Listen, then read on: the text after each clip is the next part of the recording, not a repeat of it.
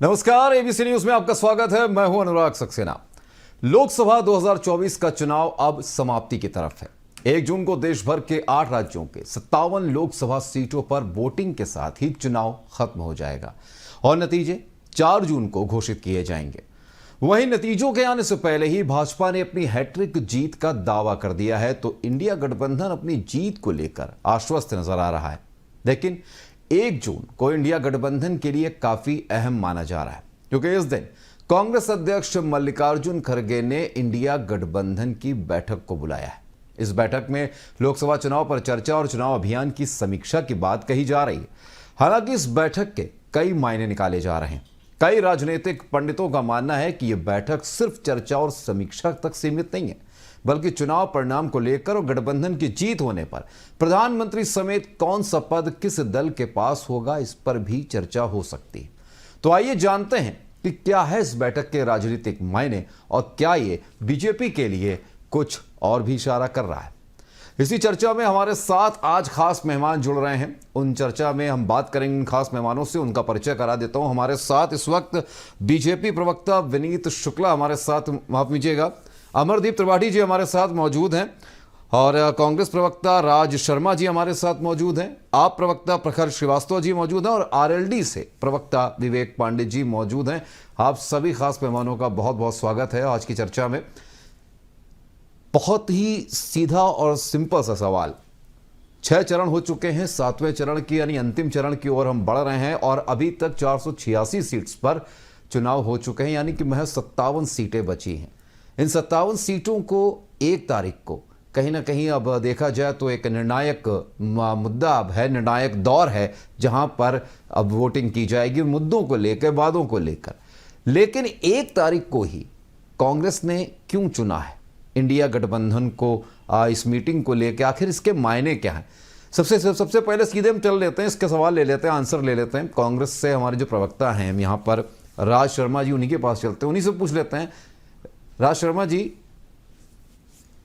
मुझे इतना बता दीजिए सर कि आखिर 1 तारीख को ही क्यों इंडिया गठबंधन की मीटिंग बुलाई गई है? क्यों नहीं इंतजार किया गया 1 तारीख गुजरने का? नहीं, मुझे नहीं लगता कि शायद इंतजार भी करना चाहिए। इंतजार नहीं करना, ये अपनी अपनी हर पार्टी का स्ट्रेटेजी है। और अभी आपने 2-3 दिन पहले भी सुना था, अखिलेश जी ने भी कोई जवाब नहीं दिया था। उन्होंने कहा स्ट्रेटेजी है। अच्छा, हर बात बताई भी नहीं जा सकती, कुछ दिल की बातें होती हैं जिनको आंखों से समझा सकता है ना। और वैसे भी बात है कि इशारों को अगर समझो, राज को राज रहें। नहीं तो इशारों को कैसे समझ लें सर? आपके पास तो इतने चेहरे हैं, किन किन चेहरों की किताबें हम पढ़ेंगे, आंखों से चेहरे समझेंगे सर? नहीं, आपको गिने चुने लोगों की पढ़नी है, वो बात एक अलग है कि किसी की भी पढ़ लें। लेकिन आप इस बात लीजिए, आप सबको पता है कि सरकार इंडिया गठबंधन बनाने जा रहा है निश्चित रूप से। और 1 तारीख जो मीटिंग रखी है उसकी कुछ खासियत होंगी। 1 तारीख इसलिए भी चुनी है कि 1 तारीख शुरुआत है, शुरुआत का पहला दिन, क्योंकि मीटिंगें बहुत करनी पड़ेगी। सरकार बनानी है अनुराग भाई, और सरकार बनानी है और ऐसी षड्यंत्रकारी लोगों को भगाना है। उसके लिए 1 तारीख अब बैठने वाला मामला नहीं, क्योंकि चुनाव निपट गया, समझिए। अब आप ये समझ लीजिए, ये खत्म हो चुके हैं एनडीए वाले, और अब जो है इंडिया की बारी आ रही है। लोगों ने इन्हें 10 साल दिए और बड़ी सोच समझ के दिए, और मैं इसमें कभी दरकिनारा नहीं करूंगा, बड़े प्यार से भी दिए। लेकिन जो छला गया ना, कहते हैं दुश्मनी में कोई छल के मार दे तो चलता है, लेकिन जब प्यार में धोखा मिलता है ना, तो वो सदियों तक नहीं होता है। तो लोगों के अंदर ये एक रोष है, स्पेशली भारतीय जनता पार्टी के लिए, कि इन्होंने यार कहा क्या, हमने तो भेजा था, नरेंद्र मोदी जी ने जो वादे किए थे और वो वादे पूरी नहीं हुए, गारंटी आ गई, माल की डिलीवरी हुई नहीं, गारंटी कार्ड पहले आ गया, मेरे घर में पंखा आया नहीं और गारंटी कार्ड पहले आ गया। लेकिन फिर जब गारंटी भी चलने लगी तो ये हुआ ना ना ना ना। मोदी जी की एक ही गारंटी चल सकती है, वो जुबान फिसलने की, जिसको मैं कहता हूं एक उम्र का तकादा है। और मुझे तो लगता है कि इस एज में आके थोड़ा आराम की भी जरूरत है। देखिए, अडवाणी जी भी आराम कर रहे हैं, सारे लोग कर रहे हैं, तो मैं समझता हूं कि उन्हें भी आराम से रहना चाहिए, क्योंकि बहुत हो गया। देखो, बहुत हो गया ये उल्टे सीधे जुबान सुन के। आप अच्छा, ये मान के राजी ये मान के चल रहे हैं ना कि आप लोग ये मान के चल रहे हैं, कांग्रेस पार्टी ये मान के चल रही है इंडिया गठबंधन की कहीं ना कहीं अब हमारी सीटें तो निकलने वाली 300 के ऊपर, तो हम सीट ले ही लेंगे। बिल्कुल एक मजबूत सरकार बनाएंगे, ये बात मानिए आप। मजबूत सरकार देंगे, और वो सरकार देंगे जहां पे 22 साल का लड़का एक्स सर्विसमैन नहीं कहलाएगा। बिल्कुल। अमरदीप जी हमारे साथ हैं, अमरदीप जी हमारे साथ हैं, सीधे उन्हीं के पास चलते हैं, बीजेपी प्रवक्ता हमारे साथ हैं। अमरदीप जी, आपने सुना, बिल्कुल बिल्कुल, यानी कि कहता ना कि बिल्कुल कंफर्म है, 300 सीटें पार कर चुके हैं और 300 सीटें पार करने वाले हैं। इसलिए पार्टी की ये मीटिंग बुलाई गई है इंडिया गठबंधन की, कि अब हमें आगे पे मंथन करना है। देखिए, मेरा एक ही कहना है, 1 तारीख को जो एनडीए अलायंस का जो मीटिंग हो रहा है, हो सकता है इनके मीटिंग के पीछे ये भी समीक्षा हो कि भाई हार की समीक्षा करें या हार का ठिंगना किसके सर पर फोड़ा जाए। लेकिन जहां भारतीय जनता पार्टी की बात आती है, भारतीय जनता पार्टी के 6 चरण के मतदान के बाद हम लोगों ने एक एक सीटों का आकलन किया है। आकलन करने के बाद में, समीक्षा करने के बाद में इस नतीजे पर पहुंचे हैं कि भारतीय जनता पार्टी अकेले प्रचंड बहुमत के साथ सरकार बनाने जा रही है। उनके जो सहयोगी, हमारे भारतीय जनता पार्टी के जो सहयोगी हैं, एनडीए जो है, एनडीए तो 400 पार करेगी, इसमें कोई दो राय नहीं है। और अभी तक 6 चरण के मतदान के उपरांत भारतीय जनता पार्टी अकेले बहुमत का आंकड़ा पार कर चुकी है। अब कांग्रेस और समाजवादी पार्टी, एनडीए अलायंस के जो लोग हैं, अब किस प्रकार से देश को गुमराह करने का प्रयास करेंगे, कौन किसके ऊपर हार का ठिंगना फोड़ने का प्रयास करेगा, ये तो अब उनके ऊपर निर्णय छोड़ देता हूं। भारतीय जनता पार्टी का प्रवक्ता होने के नाते उनके ऊपर निर्णय मैं छोड़ना चाहता हूं कि वो किस प्रकार से, कैसे कैसे किसके ऊपर में जो है ब्लेम लगाएंगे।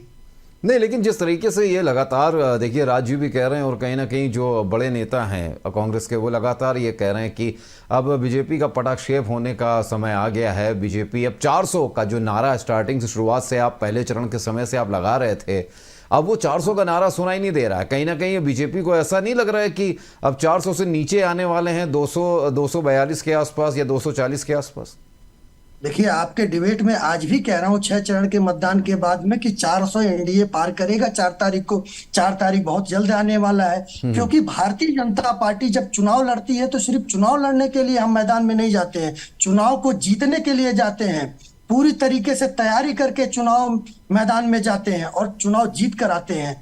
ये विपक्ष जो बैठे हुए हैं, एनडीए अलायंस के जो लोग हैं, इनका कोई चुनाव लड़ने के लिए मुख्य आधार बिंदु कभी रहा नहीं है। अच्छा अमरदीप जी, ऐसा तो नहीं, अमरदीप जी ऐसा तो नहीं कि 1 तारीख इसलिए चुनी गई है कि 1 तारीख को इनके सहयोगी दल के एक नेता जो हैं, जो अंतरिम जमानत पर हैं, केजरीवाल जी, अरविंद केजरीवाल जी, कहीं 2 तारीख को वो वापस बैक टू पवेलियन ना हो जाए तिहाड़ में?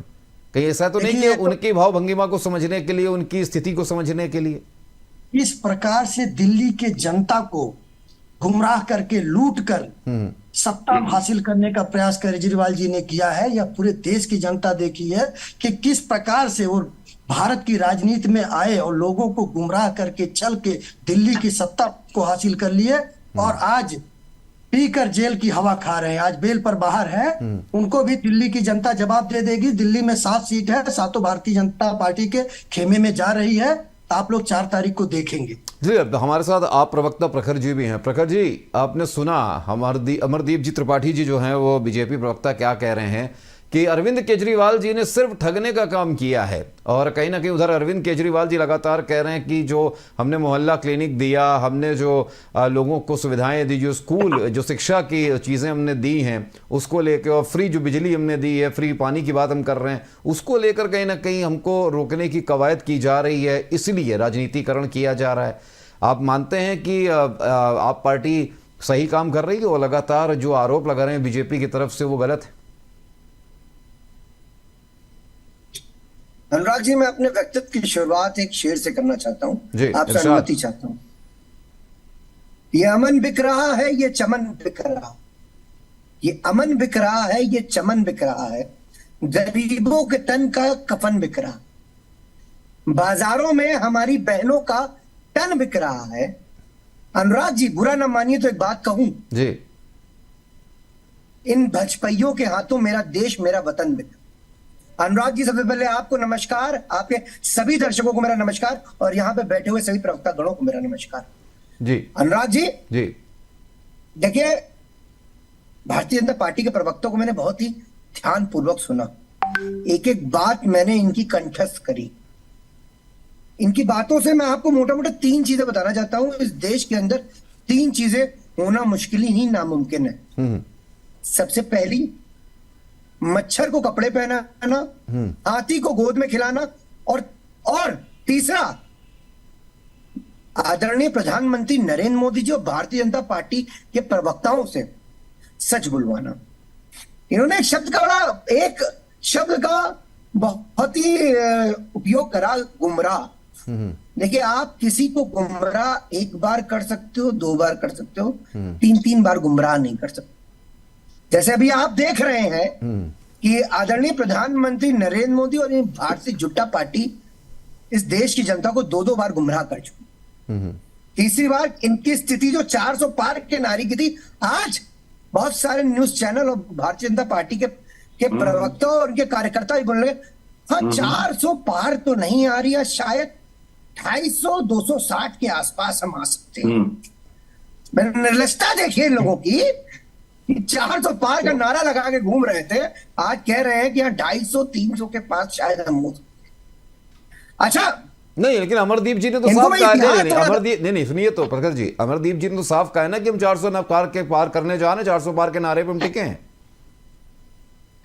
मैं वही तो कह रहा हूं जी कि इन भारतीय जनता पार्टी के कार्यकर्ताओं में ये तो अभी आप कितने सम्मानित डिबेट बैठे हैं, नहीं बैठेंगे 400 पार के नारे के बारे में नहीं बोलेंगे, तो अगले दिन ही इनका टिकट कट जाएगा, ये इनका प्रवक्ता जिस पद पर है हटा दिए जाएंगे, कह देंगे इनके ऊपर आरोप लग जाएगा।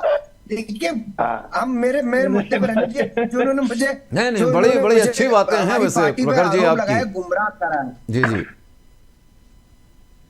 भाई, मैं अनुराग जी, मैं वही बता रहा हूँ, इन्होंने हमारे क्यों चाहते हैं कि अमर भाई मेरे से बैर रख ले, व्यक्तिगत बैर रख ले। अब वो उनके जो आका ने बताया है 400 पार, उनको 400 पार कहने दीजिए, चीखने दीजिए। अभी देखिए, मैं कुछ बोलूंगा, राज जी कुछ बोलेंगे, उससे कोई मतलब नहीं पड़ता। 4 तारीख को जनादेश आ जाएगा। नहीं, अच्छा मुझे एक चीज थोड़ा सा बता दीजिए, मुझे एक चीज प्रखर जी, मेरा एक सवाल ये है, इसमें जो मीटिंग 1 तारीख को बुलाई गई है सभी घटक दलों की जो इंडिया गठबंधन में है, उसमें आप पार्टी भी है और दिल्ली में ये मीटिंग होने वाली है, तो मानी हुई बात है कि अरविंद केजरीवाल जी वहां खुद पहुंचेंगे। 1 तारीख के बाद जो रणनीति है, 2 तारीख को, क्योंकि तिहाड़ जेल जो है, माफ कीजिएगा लेकिन अभी तक सुप्रीम कोर्ट ने उस पर संज्ञान लिया नहीं, जो उन्होंने याचिका डाली 1 हफ्ते बढ़ाने की, बीमारी की बात उन्होंने करी, चेकअप की बात उन्होंने करी, खैर वो एक उनका पर्सनल रीज़न है। लेकिन अगर 1 तारीख को उनकी अग्रिम जमानत जो उनके पास है वो समाप्त हो जाती है और 2 तारीख को वो अगर वापस तिहाड़ में पहुंच जाते हैं, तो ऐसे में आपकी राजनीतिक जो स्थिति है वो क्या होगी और किस तरीके से उसको देखता है आज के देखा जाए आप पार्टी जो अब क्या आगे विचार बनाएगी, कैसे इंडिया गठबंधन के अंदर अपनी स्थिति को देख पाएंगे वो? क्योंकि अगर केजरीवाल जी पहुंच गए तो आपकी राजनीतिक स्थिति क्या होगी इंडिया गठबंधन के अंदर? देखिए, अरविंद जी जेल जाते हैं या नहीं जाते हैं, अरविंद जी आज बाहर खुल के प्रचार कर पा रहे हैं, इंडिया गठबंधन को सपोर्ट कर पा रहे हैं और हर जिले हर प्रदेश अगर जा पा रहे हैं, तो हमारी माननीय सर्वोच्च न्यायालय के रहमो करम पे जा पा रहे हैं। हम लोग सर्वोच्च न्यायालय का आभार प्रकट करते हैं कि उन्होंने इस तरीके का ऐतिहासिक फैसला देने का काम करा। नहीं, लेकिन एक तरफ तो आप कह रहे हैं ना कि सम्मानित रहमो करम, जो आपने बात कभी करी, रहमो करम वाला शब्द आपने जो जोड़ा कि जो न्यायपालिका है उसके रहमो करम पे, लेकिन एक तरफ तो आपके अरविंद केजरीवाल जी कह रहे हैं कि प्रधानमंत्री नरेंद्र मोदी तय करते हैं कि कौन जेल में जाएगा, कितने दिन के लिए जाएगा, कौन बाहर आएगा, कौन नहीं आएगा। मतलब आप एक तरफ तो आप कोर्ट की बात भी कर रहे हैं, कोर्ट की तारीफ भी कर रहे हैं, और एक तरफ से आपका ये बात आपके जो केजरीवाल जी हैं, आपके जो वरिष्ठ नेता हैं, बड़े नेता हैं, जो संस्थापक हैं, वो कह रहे हैं कि नहीं, ये सब चीजें जो हैं वो प्रधानमंत्री नरेंद्र मोदी करते हैं डिसाइड। बिल्कुल सही कहा उन्होंने, गलत किया इस बात के कहा कि अगर अभी अगर आदरणीय प्रधानमंत्री नरेंद्र मोदी जी को अगर प्रखर श्रीवास्तव को अंदर जेल भेजना है तो उनको तो सिर्फ एक आरोप लगाना है। तभी तो अभी कुछ दिन पहले जब आदरणीय प्रधानमंत्री नरेंद्र मोदी जी ने अपने आकाओं का नाम लिया था, अडानी और अंबानी का नाम लिया था, कहा था कि बोरों में भर भर के पैसा जा रहा है, तो हम लोग भी बड़ा आश्चर्यचकित हुए थे कि ईडी सीबीआई अभी तक उसके उनके दरवाजे पहुंचे कैसे नहीं। क्योंकि प्रधानमंत्री से बयान देते हैं, या तो रात में वॉशिंग मशीन का इस्तेमाल कर लेता है, उसके सारे पाप सारे भ्रष्टाचार सब दूर हो जाते हैं, या तो वो ईडी और सीबीआई का सम्मन या नोटिस झेलता है। तो ईडी और सीबीआई का नोटिस जो झेला उनमें से हम लोग हैं। हम लोग ने किसी भी तरीके से कोई भी सैक्रिफाइस, हमने कोई इनसे डरे नहीं है, हम इनसे डरे नहीं, इनकी तानाशाही का डट के सामना कर रहे हैं और आगे भी करते रहेंगे। अच्छा, इसीलिए तो हमें देश की जनता इतना प्यार करती है। हमने 3 बार हमने सरकार बनाई दिल्ली के अंदर, बड़े बड़े नेता थूक लगा लगा के पर्चा बांटने में विवश कर दिया भाजपा के बड़े बड़े नेताओं को, मगर इनको दिल्ली में घुसने नहीं दिया। एमसीडी में 15 साल से काबिज थे, वहां से निकाल के फेंक दिया। गुजरात जो कहते थे हमारा किला है, उसको भेजने का काम किया, 15% वोट वहां से लेकर आए। तो पंजाब में प्रचंड बहुमत की सरकार हमने बनाई। तो ये हताश और निराश तो है ना आदरणीय अरविंद केजरीवाल कभी झुके हैं, ना माननीय सांसद संजय सिंह कभी झुके हैं, ना मनीष सिसोदिया जी झुके हैं, और ना सत्येंद्र जैन जी झुके हैं। और हाँ, लेकिन प्रखर जी ये तो मानेंगे ना, लेकिन प्रखर जी नहीं, लेकिन प्रखर जी एक बात मेरी एक बात पटल पर आ जाए, जी बिल्कुल बिल्कुल। देखिए ये हमारे लिए, दिल्ली की जनता के लिए और देश की जनता के लिए एक सोचने का विषय हो जाता है, और हम बहुत सोचने में मजबूर हो जाते हैं कि 51 दिन के जेल में उनका 7.5 किलो वजन घटना, और अभी भी लगातार वजन घटता जा रहा है। मगर अरविंद जी के अंदर देशभक्ति इतनी चूर चूर भरी हुई है, इतनी ज्यादा देशभक्ति चढ़ी हुई है, उन्होंने अपनी तबियत का किसी भी ख्याल नहीं रखा। माननीय सर्वोच्च न्यायालय ने जिस लिए हमको अरविंद जी को बाहर, जेल के बाहर, वो वही काम कर रहे हैं, वो प्रचार में लगे, प्रसार में लगे हुए हैं। बिल्कुल, अब मतलब 1 तारीख को प्रचार खत्म हो जाएगा, उसके बाद प्रचार खत्म हो जाएगा, उसके बाद 1 हफ्ते के लिए उनको अपने वजन को और अपने ट्रीटमेंट के लिए, अपने चेकअप्स के लिए उनको समय चाहिए, उनको जांचें करवानी है। देखिए हमारे पास तो संवैधानिक अधिकार है, बिल्कुल संवैधानिक अधिकार है, वो मिलना चाहिए। ये तो संज्ञान देखिए, ये तो संज्ञान लेने का मामला है कोर्ट का, कोर्ट क्या संज्ञान लेती। हमारे साथ आरएलडी प्रवक्ता यहाँ पर मौजूद, आरएलडी प्रवक्ता मौजूद है विवेक पांडे जी, उनके पास भी चल लेते हैं। सर, सबको मौका मिलना चाहिए।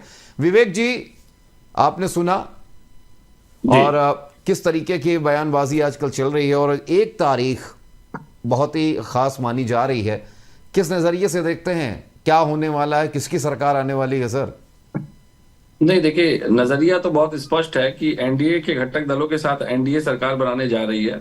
चूंकि चुनाव जो होता है, देखिए एक मनोवैज्ञानिक आधार पे भी एक सकारात्मक सोच का विषय है। अगर इंडिया गठबंधन के लोग आश्वस्त हैं कि उनकी सरकार बन रही है, तो एनडीए गठबंधन के लोग भी पूरी तरह से आश्वस्त हैं कि हम सरकार बनाने जा रहे हैं, और जनता के प्रचंड बहुमत के साथ, जनता के प्रचंड आशीर्वाद के साथ, मुद्दों के आधार पे भारत के राष्ट्र को एशिया के सबसे बड़ी महाशक्ति के रूप में किस तरह सशक्त रूप से पूरे अंतरराष्ट्रीय पटल पे स्थापित करना है, हम उस दिशा में कार्य करने की दिशा में काम कर रहे हैं।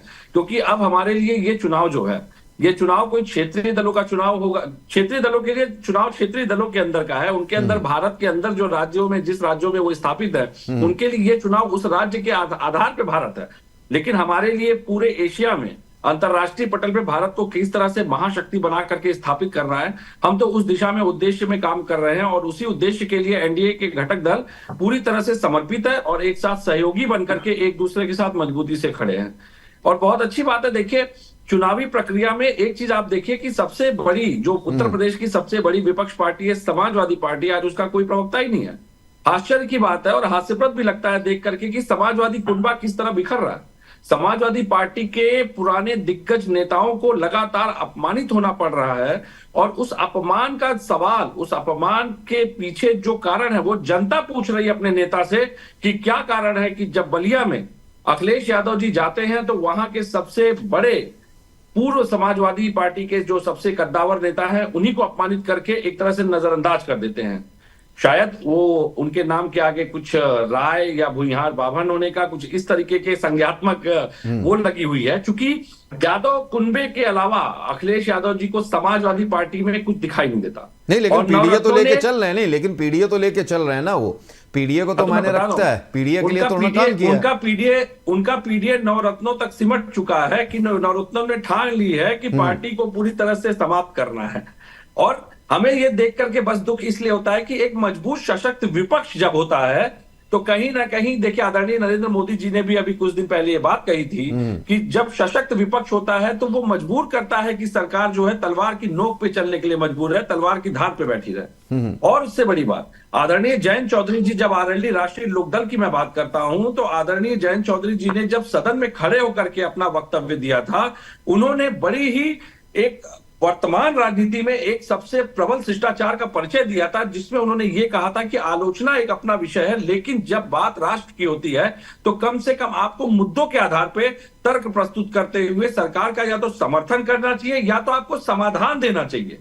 आलोचना में समय व्यस्त करने के कारण मुझे लगता है कि विपक्ष कहीं ना कहीं बिखरता गया, और उस बिखराव का कारण है कि आज विपक्ष 1 तारीख की जो बार बार बात आ रही है, हो सकता है कि उस 1 तारीख को यह तय कर दिया जाए कि किसके ऊपर हार का ठीकरा फोड़ना है और किन लोगों को सबसे पहले, क्योंकि 1 तारीख को एक बात और आ रही है, क्योंकि मैं ये बात स्पष्ट कर दूं कि आदरणीय नरेंद्र मोदी जी आध्यात्मिक चेतना के लिए एक तपस्या करेंगे। क्योंकि चलिए ठीक है, इस बात को भी लेकर के कई लोगों का संशय मैं स्पष्ट कर देता हूं। देखिए, जो सनातन से जुड़ा होता है, जो प्रकृति से जुड़ा होता है, जो ब्रह्मांडीय शक्तियों के प्रेरणा से चल रहा होता है ना, तो उसको कहीं ना कहीं अपनी ऊर्जा को समाहित करने के लिए तब तपस्या, ध्यान, पूजा पाठ, हम इसी का सहारा लेते हैं। हम अब हम कहीं विदेश जाकर के सकारात्मक रूप से ये कहें कि हम विदेशी दौरे पे हैं, भाई आप भारत का दौरा तो कर नहीं पा रहे, विदेशी दौरे करके आप क्या संदेश देना चाहते हैं? और सबसे बड़ी बात है कि देखिए, हमारा आध्यात्म जो है वो इस पूरे भारत की सांस्कृतिक सार का सबसे बड़ा सोर्स है, स्रोत है, जिसके अंदर हमारे शास्त्र पुराणों से यह संकल्पना मिलती है कि किस तरह भारत की राजनीति को विश्व गुरु के रूप में स्थापित करने के सोपान भी उसी शास्त्रों में दिए गए हैं। हम तो बस उस शास्त्रों के नियमों को आत्मसात करते हुए भारत को उस दिशा में लेके चलने का प्रयास कर रहे हैं। बिल्कुल बिल्कुल बिल्कुल। हम रुक कर लेते हैं, अभी हमारे जहां कांग्रेस प्रवक्ता राज जी यहाँ पर मौजूद है। राज जी, आपने सुना जी, आरएलडी प्रवक्ता को भी सुना आपने हमारे साथ, और अपने आप प्रवक्ता हमारे साथ प्रखर जी भी हैं, और विवेक जी को भी आपने सुना। सर, एक चीज मुझे बताइए कि जब हम आंकड़े देखते हैं, कांग्रेस की बात कर लेते हैं, कांग्रेस 328 सीटों पर चुनाव लड़ रही है। अगर कुल मिला के देखा जाए तो कांग्रेस जब 429 सीटों पर चुनाव लड़ी थी तो महज 52 सीटें ही जीत पाई थी पिछले चुनावों की अगर बात कर लें। आप सोचिए, आंकड़ा देखिए, 429 सीटें और उसमें महज 52 सीटें जीत पाए थे। इस बार अगर 328 सीटों पर चुनाव लड़ रहे हैं अगर आपके पास, तो 300 सीटों का जो आंकड़ा आप लेकर चल रहे हैं सर, वो कैसे होगा? कि वो ये तभी हो पाएगा जब कांग्रेस और समाजवादी पार्टी जो है मिलकर कम से कम 50 सीटें तो जोड़ लें, 50 सीटें जीत लें आपसी गठबंधन के साथ। और अगर बात की जाए तमिलनाडु की, अगर बात की जो आपके अलायंस में है, तमिलनाडु में एमके स्टालिन जो हैं वो कम से कम सबसे ज़्यादा सीटें जीत लें। महाराष्ट्र में जो आपके अलायंस हैं, बात कर लीजिए शिवसेना की, उद्धव ठाकरे गुट की, वो सबसे ज़्यादा सीटें जीत लें। तो आंकड़े जो कहते हैं सर, वो ये कहते हैं कि जब आपके अलायंस के लोग ज़्यादा सीटें जीतेंगे तब आपका 300 का आंकड़ा पार होगा। क्योंकि पुराने जो 429 सीटों पर जो आंकड़ा कह रहा है केवल 52 सीटें, तो 328 सीटों पर कैसे मंथन कर पाएंगे सर? ये थोड़ा सा आंकड़ा बताएं। अनुराग भाई, एक चीज बता दूं बहुत विनम्र तरीके से। बिल्कुल, ये राजनीति है, इसमें कोई चीज असंभव नहीं है। और हमारे गठबंधन और इनके जो ये बेटी जलाओ पार्टी के संग पार्टियां हैं, अगर बीजेपी को हटा दो तो इनके पास जो टोटल गठबंधन है 25 सीट मिला पाए, 20-25 सीट मिला। हमारे यहाँ जो गठबंधन है, हर नेता, हर गठबंधन पार्टी अपनी सीट लाने के लिए सक्षम है।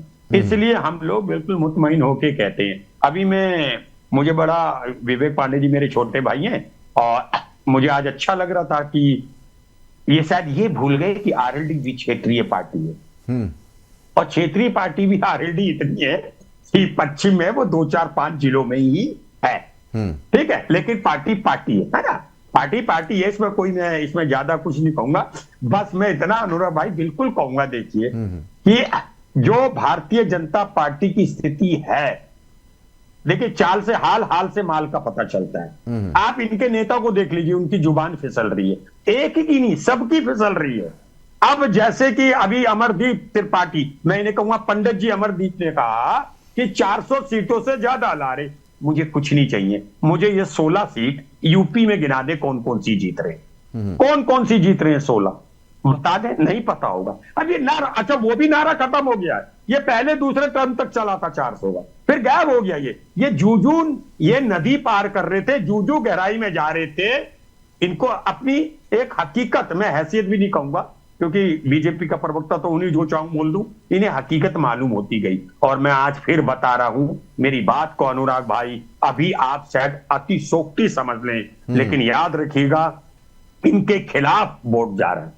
मैंने वो लोग देखे, मैं अपने एक्सपीरियंस बताता हूं, मैंने वो लोग देखे जिनको मैं पिछले 10 साल से ये समझता हूं ये बीजेपी को वोट देते। मैंने उन्हें नहीं कहा कि आप वोट दे देना इसको। तीसरा आदमी बता रहा कि शर्मा जी वो तो कह रहा है साइकिल पे लगाओ। अगर कोई मेरे से कह रहा है तो मैं इस बात को शक कर सकता हूं, मुझे खुश करने के लिए। अब क्या है, पहले ऐसा टर्म नहीं था, आदमी खुल जाता था। अब क्या है, जो बीजेपी के आंखें होने के बाद जो ये दृष्टिहीन लोग हैं, जिनका कोई अपना विजन नहीं है, ये लोग लड़ने लगते हैं भाई। मैं कह रहा हूं, मैं आपसे ऑन एयर बोल रहा हूं। अच्छा राज्य, एक चीज नहीं, राज्य एक चीज बताइए, आपने जैसे अभी कहा कि हमारे साथ आरएलडी प्रवक्ता विवेक पांडे जी हैं, आपने कहा कि कोई देखा क्षेत्रीय पार्टी वाली बात आपने करी कि दो पश्चिम में ही कुछ जगहों पर हैं। मुझे एक चीज बता दीजिए, अगर मान लीजिए चलिए बीजेपी के ये घटक दल हैं, आपके साथ जो घटक दल हैं उनमें भी तो खींचतान चली रही है ना सर। अगर ध्यान से देखा जाए, पश्चिम बंगाल में ममता बनर्जी आपके साथ नहीं है, पंजाब में आपका ये घटक दल जो आप पार्टी है वो आपके साथ नहीं है। उधर अगर देख लिया जाए थोड़ा सा और नीचे आके देखिए तो आपके साथ आपके लोग कहीं और बाहर मौजूद नहीं हैं। तमिलनाडु में भी वही हाल है। और आप बात की, आप ये देखिए पहले तो कि आपकी ही पार्टी में आपस में कितनी उथल पुथल मची हुई है। एक तरफ कुछ जगहों पे साथ हैं, कुछ जगह साथ नहीं है। मतलब जहां हमारा वहां हम तेरे साथ नहीं, जहां तेरा वहां हम साथ में खड़े हैं। ये मतलब कैसे हमजोली? मैं एक और पहले बता दूं, जहां आपने कहा कि कहीं साथ है कहीं नहीं है, तो स्पेशली ज्यादा किया जाता है आम आदमी पार्टी कि हम दिल्ली में साथ लड़ रहे हैं और पंजाब में नहीं। पंजाब में साथ नहीं लड़ रहे हैं, ये भी एक स्ट्रेटजी है। हम चारों खाने नहीं, पूरा पश्चिम उत्तर दक्षिण में विवेक जी मुस्कुरा रहे हैं, विवेक जी मुस्कुरा रहे हैं। हाँ, मिटा देंगे कसम से। जी जी विवेक जी, जी जी विवेक जी, विवेक जी की बात है। नहीं विवेक जी, अभी विवेक भाई को छूट है, वो छोटे भाई हैं, वो छोटे भाई हैं, उनको मेरा टाइम की छूट है। मैं उनके आगे नहीं बोलूंगा क्योंकि मैंने ये सीखा कि छोटे के आगे नहीं बोलना और ज्यादा बड़े के आगे नहीं बोलना। बढ़ाओ, छोटा छोटा है। आपने कहा कि आप खींचातान चलती है, खींचातान। देखिए खींचातान तो यहाँ भी चल रही है हमारी, इसका मतलब हम दुश्मन नहीं है। हर पार्टी में खींचातान चलती है, नेता में चलती है, भाई भाई में चल जाती है। मगर याद रखिएगा हमारे यहाँ ऐसी खींचातान नहीं है जैसी भारतीय जनता पार्टी में। मैं आपके चैनल पे ऑन एयर पश्चिम बंगाल में तो ममता बनर्जी ने साफ कह दिया कि कांग्रेस पार्टी हमारे साथ यहाँ पे नहीं है, कांग्रेस पार्टी तो बीजेपी के सपोर्ट में खड़ी है। आप बोलिएगा, मैं कह रहा अमित शाह और नरेंद्र मोदी जी की नहीं पड़ती। बोलिए, प्रूफ दे सकता हूं, ये पूछे। नहीं वो तो आपने नहीं, वो तो देखिए वो तो कोशिश जेल से बाहर आने के बाद अग्रिम जमानत पर आपके घटक दल, आपके भी जो संरक्षक हैं अरविंद केजरीवाल, उन्होंने भी यही कोशिश की, लगातार अपने मंचों से योगी आदित्यनाथ पर निशाना साधते रहे, उनके लिए भावनाएं दिखाते रहे। अनुराग भाई एक और बात कहूं जी, आदमी कहता है उसने आपके नेता को गाली दी थी, अब वो ऐसे कह रहा है। अब बताइए, मेरे भाई थे, अभी मैं अपने भाई को अभी जाना कि मेरा भाई आरएलडी में चले गए, तो इसमें क्या ये गलत हो गया? ठीक है, जो लग रहा है तो ये विवेक जी कुछ कहना चाह रहे हैं। विवेक जी मुस्कुरा रहे थे आप, विवेक जी। नहीं देखिए, मैं थोड़ा सा इस बात को लेकर के थोड़ा सा मुझे आश्चर्य होता है कि मतलब वास्तव में ये बात सत्य है कि हम क्षेत्रीय दल है, लेकिन क्षेत्रीय दलों का उद्देश्य क्या क्षेत्र तक सीमित रहना चाहिए। अगर आप भारत के लिए, राष्ट्र के प्रति समर्पित होकर के काम करना चाहते हैं तो आपको अपने उद्देश्यों को अपने लक्ष्य के बाहर लेकर के जाना होगा। और हमने सार्थकता के साथ इसलिए एनडीए को चुनते हुए उस दिशा में कदम बढ़ाने का कार्य किया। आज कांग्रेस की बात की जाए तो कांग्रेस इस देश का सबसे बड़ा विपक्ष है, राष्ट्रीय पार्टी है, इसमें कोई दो शक नहीं है। बल्कि मैं तो कहूंगा ये भी एक अंतरराष्ट्रीय पार्टी है। भाई इसके भी कई इकाइयां जो है विदेशों में इनके लोग बैठे हुए हैं। तो भाई ये कहने में मुझे कोई गुरेज नहीं है, क्योंकि कोई राजनीति का परिपक्वता जैसे शब्दों का इस्तेमाल मैं नहीं करता। बिल्कुल वास्तव में आज भाजपा और कांग्रेस इस देश की दो सबसे बड़ी पार्टी है, लेकिन सबसे बड़ा आश्चर्य तब होता है देख करके जब सारा ठीकरा, अब ये देखना है कि ठीकरा कौन किस पे फोड़ता है। भाई आदरणीय समाजवादी पार्टी के प्रणेता ने जब ये कहा था कि कांग्रेस को वोट मत देना, वो भी एक संदेश गया था। उस संदेश का नकारात्मक सृजन और नकारात्मक परिणाम किस तरीके से लोगों के मन में घर कर गया, उसका प्रभाव अब आगामी चुनाव के बस रिजल्ट आने ही वाले हैं। आप भी यही हैं, हम भी यही हैं। मुझे सिर्फ ये समझ में नहीं आता है कि इतने सालों तक इस देश को सत्ता में रह करके आप विकास की बात करिए, चाहे आप विदेश नीति की बात करिए, चाहे अंतरराष्ट्रीय स्तर पे आप भारत के मानकों को स्थापित करने की जब बात की जाती है, उसी कार्यों को तो सरकार आगे बढ़ाने का प्रयास कर रही है। आज मोदी जी क्या कर रहे हैं? मोदी जी भारत को अंतरराष्ट्रीय पटल पे और मजबूत और सशक्त बनाने का ही तो प्रयास कर रहे हैं। तो मुझे लगता है कि ये द्वंद्व जो चल रहा है, इस द्वंद्व में जब आलोचना की बात आती है तो आलोचना मुद्दों के आधार पे होनी चाहिए। यहां तो चीजें व्यक्तिगत होने लगती हैं। यहां तो व्यक्तिगत आधार पे आलोचना करते करते लोग पता नहीं कैसे कैसे शब्दों का इस्तेमाल करने लगते हैं। नहीं तो पीएम नहीं बता, अच्छा नहीं कैसे कैसे शब्दों का, तो जो प्रधानमंत्री नरेंद्र मोदी जी के जो अभी पुराने जो हमने अभी पिछले दिनों में हमने सुने, तो ये मुजरा वाला जो शब्द था, ये मुजरा वाला शब्द क्या था? नहीं, ये तो देखिए, मैं तो बड़ा स्पष्ट तरीके से ये बात कहूंगा कि ये शब्द किस प्रभाव में, किस भाव में और किस आधार पे कहा गया था। मतलब बीजेपी के मंच से कोई भी बड़ा नेता अगर कोई शब्द कह दे तो वो भाव अलग है, उसका भावार्थ अलग है। मेरी बात पूरी हो जाए। मैं नरेंद्र मोदी जी के शब्दों को डिफेंड करने के लिए यहाँ नहीं बैठा हूं, उसके लिए आदरणीय भाजपा प्रवक्ता हमारे उपस्थित है। मैं ये जरूर कहूंगा कि आदरणीय जयंत चौधरी जी आरएलडी के खास करके जितने भी सम्मानित नेता रहे हैं, उन्होंने हमेशा भाषा की मर्यादा का ध्यान रखा है और विपक्ष का उतना ही सम्मान किया है जितना कि वो अपने घटक दलों का सम्मान। लेकिन कितने मंचों पे दिखे हैं जयंत चौधरी जी, मुझे ये बता दीजिए इस चुनाव के दौर में? नहीं तो जब भाई हमारे समीकरण 2 सीटों के लिए है, 2 सीटों पे प्रतिबद्धता के साथ हम अपने घटक दलों के समर्थन में, लेकिन वही तो बात है कि आपके आप घटक दल हैं, लेकिन सिर्फ प्रतिबद्धता 2 सीटों पर। उसके अलावा आप देख लीजिए, अगर आप इंडिया गठबंधन में देख लीजिए, नहीं लेकिन आप इंडिया गठबंधन में अगर देख लीजिए विवेक जी, तो इंडिया गठबंधन के संजय सिंह, आपके प्रवक्ता, आपके जो नेता है संजय सिंह सांसद है, वो तो इंडिया गठबंधन के लिए हर जगह खड़े दिखाई पड़े हैं। अगर 2 सीटों पे सुन लीजिए, अगर 2 सीटों पे हम चुनाव लड़ रहे हैं तो ये हमारे कार्यकारिणी ने, राष्ट्रीय नेतृत्व ने तय किया है, उसमें किसी ने कोई जोर जबरदस्ती नहीं की है। अगर हम 2 सीटों पे सहमत हुए हैं तो कोई दबाव में सहमत नहीं हुए हैं। भाई जो वर्तमान समीकरण है, अगर हमारा विवेक जी एक लिस्ट, विवेक जी पसंद करता है तो राजनीतिक दलों का दायित्व बनता है कि अपने वोट बैंक, अपने जनाधार के सम्मान को बचाए रखे। तो विवेक जी आप ये मानते हैं, विवेक जी क्या आप ये मानते हैं, विवेक जी क्या आप मानते हैं कि चुनाव प्रचार जब होता है तो स्टार प्रचारकों की लिस्ट बनती है? क्या उसमें जयंत चौधरी जी स्टार प्रचारकों में से एक नहीं थे? नहीं, जयंत चौधरी जी कोई भाजपा के स्टार प्रचारक थोड़ी हैं। जयंत चौधरी जी अपने खुद एक राजनीतिक दल के प्रणेता हैं, वो खुद अपना एक राजनीतिक दल चला रहे हैं। विवेक जी मैं वही तो कह रहा हूँ, विवेक जी मैं वही तो कह रहा हूँ, एक तरफ इंडिया गठबंधन है जहां पे अखिलेश यादव और राहुल गांधी खड़े होते हैं, वहां पर आपके सांसद संजय सिंह पहुंच जाते हैं स्टार प्रचारक के तौर जयंत चौधरी जी अपने आप में एक स्टार है भाई। पश्चिम में जयंत चौधरी जी स्वयं एक स्टार है, उनको स्टार प्रचारक की लिस्ट में होने की कोई आवश्यकता नहीं है। चलिए वो तो पश्चिम का जब रिजल्ट आएगा तो पता चल ही जाएगा, क्योंकि किसान और जो वहां पे चौधरी समाज है, जो राजपूत समाज है, वो किस तरीके से है वो तो पता चल ही जाएगा। अमरदीप जी काफी देर से कुछ कहना चाह रहे हैं। अमरदीप जी देखिए, कहावत है मीठा मीठा गप और कड़वा कड़वा थू। आज भारतीय राजनीति सुन लीजिए,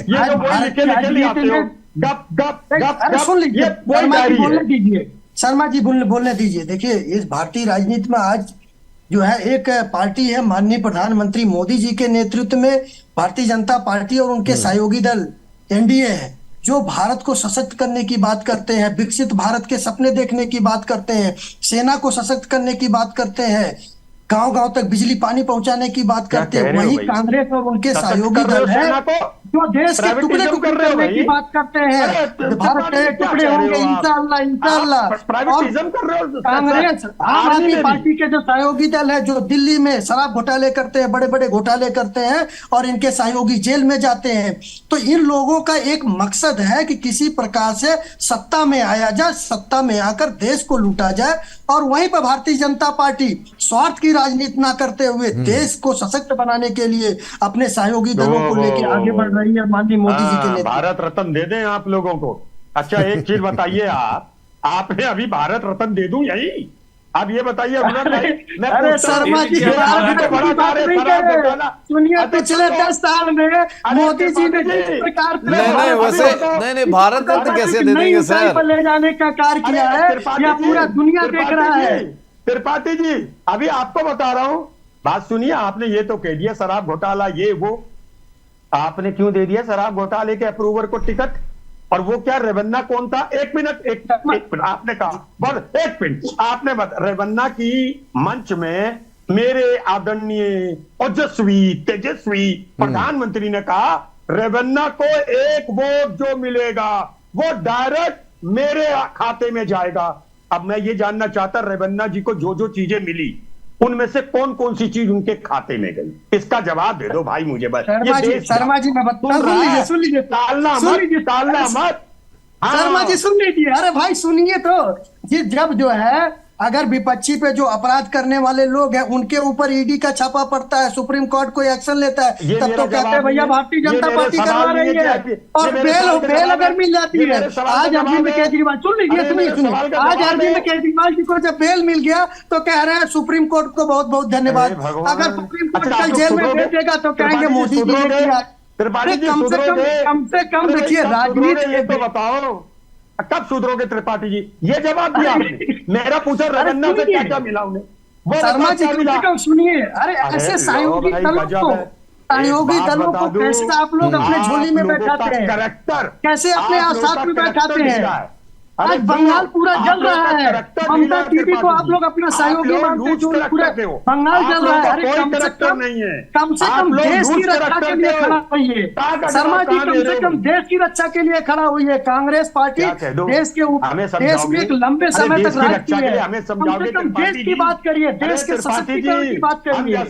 हम जैसे लोगों को आप देश की रक्षा सिखाओगे, कुछ तो आंसू पोंछ के आ जाओ और कुछ तो अरे देश के सशक्तिकरण की बात करिए, विरोध करिए, भारतीय जनता पार्टी का विरोध करिए, एनडीए का विरोध करिए, मोदी को गाली दीजिए, हमको गाली दीजिए, लेकिन कम से कम देश का विरोध मत करिए। एक एक करके राज जी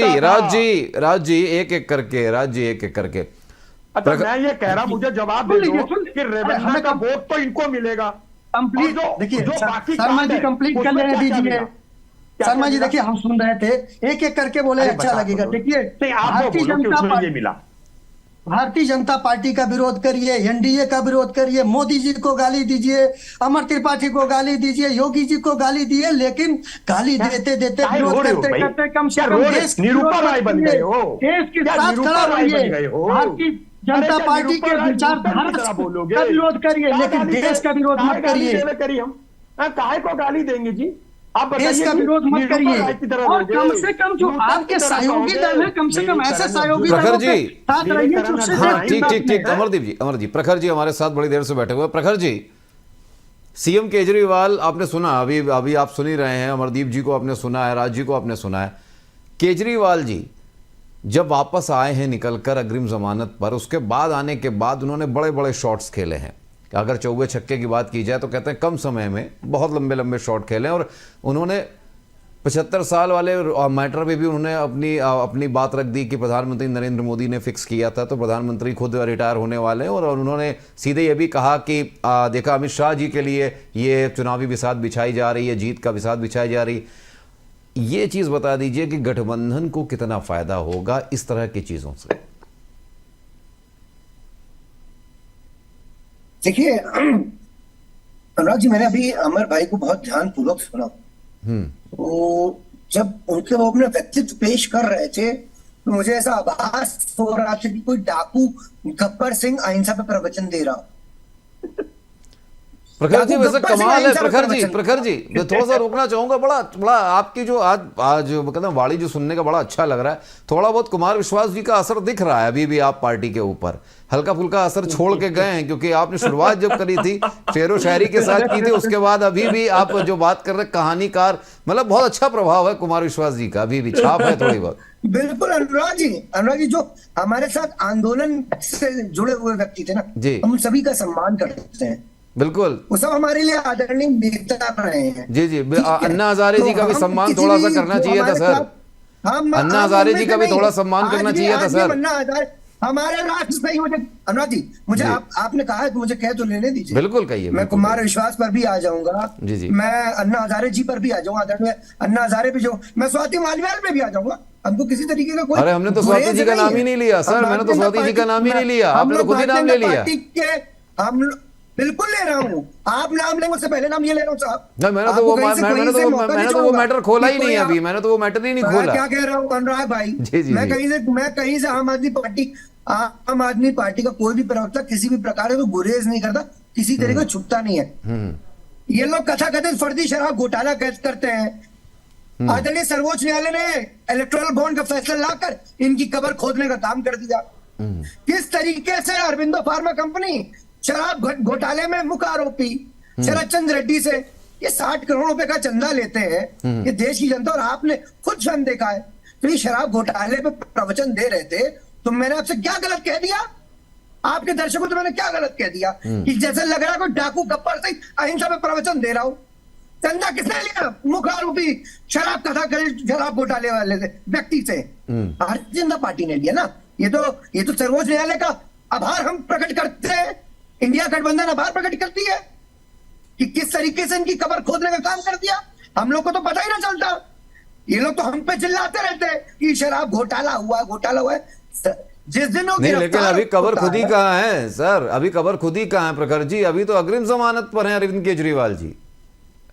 देखिए आपको मैं एक बात बताना चाहता हूं जी अनुराग जी, आपके दर्शकों को जानना बहुत जरूरी है कि 2019 में भारतीय जनता पार्टी ने जिस प्रकार से पीएमएलए एक्ट के अंदर संशोधन करा है ना, तो वो साफ साफ स्पष्ट है कि इनकी सिर्फ मंशा थी चुनाव से ठीक पहले अरविंद केजरीवाल को गिरफ्तार करना। और ये सब मैं नहीं कह रहा हूं, इनके गृह मंत्री अमित शाह ने एक इंटरव्यू में कहा था।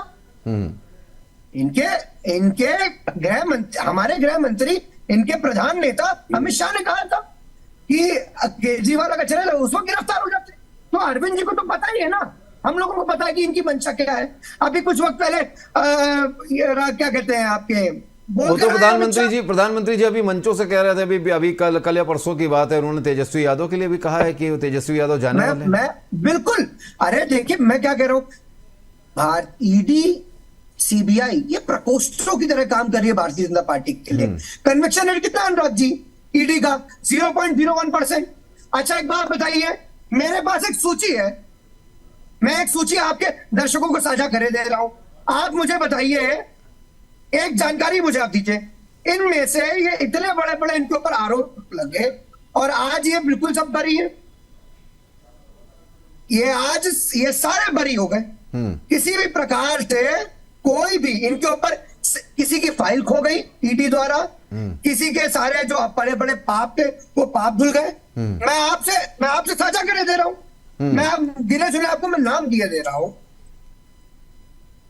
शुभेंदु अधिकारी के ऊपर ये कहते रहे, अजीत पवार पे 70,000 करोड़ के घोटाले के लिए कहते रहे। देखिए लंबी फेरिस है और ये कई बार ये बयान आ भी चुके हैं कौन कौन मोदी वॉशिंग पाउडर का इस्तेमाल करा है। मैं अहम मुद्दा जो आज की डेट है, मैं उस मुद्दे पर मैं आपके डिबेट को डिरेल नहीं करना चाहता। जी अमरदीप जी कुछ कहना नहीं, अब आपने आरोप लगाया, अमरदीप जी कुछ कहना चाह रहे हैं डिफेंड में। अमरदीप जी एक बात और बताते चलिएगा, कांग्रेस पार्टी के राज्यसभा सांसद के यहाँ से जब 400 करोड़ का कैश बरामद होता है, थोड़ा उस पर भी बता दीजिए, जनता जानना चाहती है, देश की जनता जानना चाहती है। अगर उस पर ईडी छापा मारती है तो भारतीय जनता पार्टी गुनाहगार है, मोदी गुनाहगार है, थोड़ा बता दीजिए। मैं चाहता हूँ साझा कर दीजिए। ये इतने व्यक्ति हैं जिनको क्लीन चिट ईडी द्वारा मिल चुकी है। मैं चाहता हूँ आपके दर्शक देखें, जिन्हें मैं नाम पढ़ के बधाई दे रहा हूँ। शुभेंदु अधिकारी शारदा घोटाला क्लीन चिट, ईडी द्वारा। मुकुल रॉय शारदा घोटाला clean chit, BS Yediyurappa Sharda घोटाला क्लीन चिट, संजय राठौर